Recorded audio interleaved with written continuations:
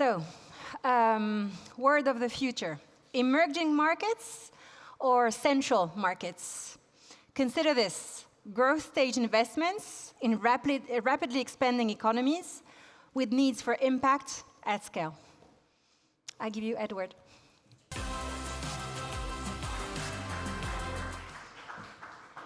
everyone. Great to be here. Thanks for the introduction. Of course. My name is Eduard. I'm a VP at Next Billion. I will start with a very bold statement, maybe controversial. We really believe that technology is the best use of your capital and the only solution to fix the majority of challenges today in emerging markets. So we like to say that we live in a paradox today. Most of the people in emerging markets have amazing access to technology and to the internet. In fact, they already spend much more time than we do in let's call it, developed part of the world. But on the other hand, as most of you know, a lot of people in emerging markets are still severely underserved. What does this mean? If you take, for instance, insurance, people don't have insurance, right? So an accident can wipe out 20, 30 years of savings in a moment, right?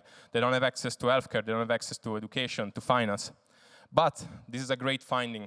This is changing at an unprecedented pace. For the first time in our life, in history, innovation is happening at the same time in emerging markets and in developed markets. And if you look at these graphs, it's really outstanding. Digital health today in emerging markets is already bigger than in developed markets. Fintech is set to overtake in the next 5 years. And the second really good finding is that the Uber of Indonesia is not Uber. It's a local company founded by a local team that knows the local problem and is solving it. And this creates outstanding results. So the biggest digital bank in the world today is not Revolut, it's not in the US, it's in Brazil. It's a company with 100 million customers that benefit from this, worth $50 billion. Same is true for insurance, for InsurTech. The biggest company in the world today is in India with 40 million users. So we at Next Billion are investing in what we call a generational opportunity to digitalize emerging markets.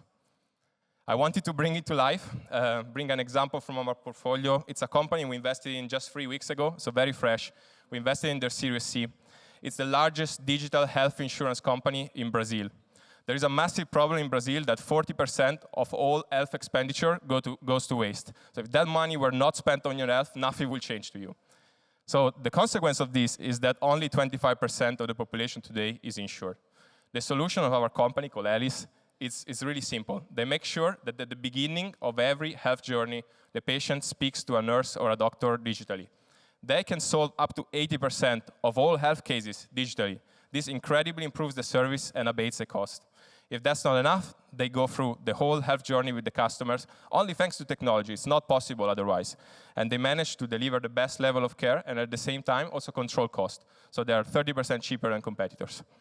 Today, the company is already very large, $60 million of revenues, grew 8 times in the last 3 years. But what's most important is that in the next decade, we expect them to insure more than 1 million people in Brazil, especially women, as already today is the case.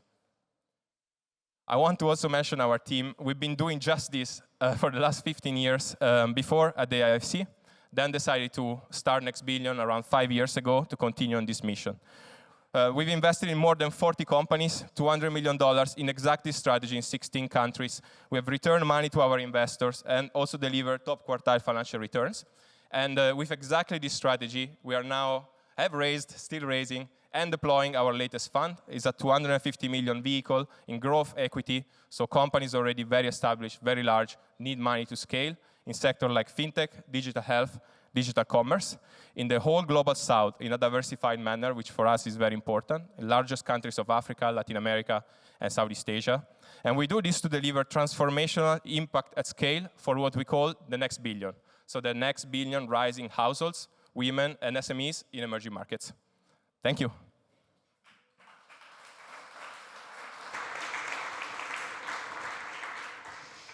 Any questions for Eduard? I can't see any hand. Yes? Our selection committee, yes. Can you talk about the risk profile of the companies that you invest in? Thank you. Yeah, it's a great question because we really pride ourselves of de-risking our investment, which is why we also attract a lot of institutional capital that look at emerging market and want a de-risking approach to investing. So we only invest in companies that are at the growth stage. So there is no technology risk. There is no business model risk. The companies we invest in are already working. They already found the product market fit. They only need capital to scale, expertise from other countries in the emerging part of the world, and global capital. So we are usually the first global fund that invests in these companies, and we really provide this bridge between local capital that they have and global capital that they need. So that really helps the risking. Thank you. Other question? Yes? James? Yes? Hi. Why aren't other people seeing this opportunity if you're first money in, and why is this the right product for the companies themselves? Why don't more people see this massive opportunity? Yeah. That's the first question. With no, since there is limited risk, yes? I didn't say no risk. He said limited risk, yeah. So there is a lot of capital. Maybe some of my colleagues will say a different thing, but there is a lot of capital at the venture stage in these markets today. There are amazing funds that we collaborate. And then there is a lot of capital also at the later stage. So some of you in corporates today or in large funds, they're willing to write $100 million checks in these companies.